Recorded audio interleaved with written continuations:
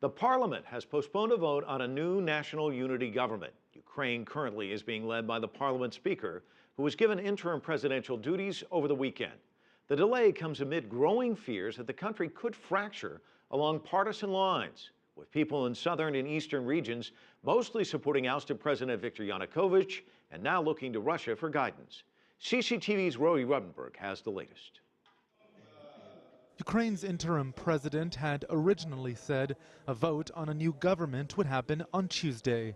Alexander Turchinov now says later this week. He then went on to warn of, quote, dangerous signs of separatism as cracks grew between Ukrainian speakers in the West, loyal to those now in charge, and Russian speakers in the East, who back the deposed president.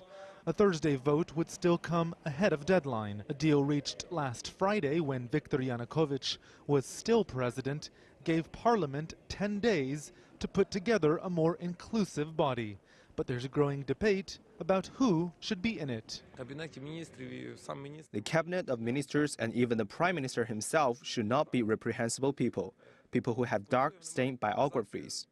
They should show everyone how they live and be technocrats without political aspirations. Meanwhile, the EU's top diplomat showed up in the capital, Kiev. Catherine Ashton embraced the newly freed Yulia Tymoshenko, herself a former prime minister. Ashton promised her Brussels would do all it could to help. We expect to see a new government soon. Of course, that needs to be inclusive and it needs to have the expertise that will be so necessary. And it needs to have both lasting political solutions and a credible economic plan.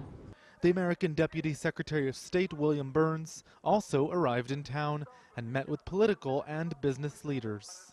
Looking east, Russia has warned the West against aggressively courting Ukraine for its own interests.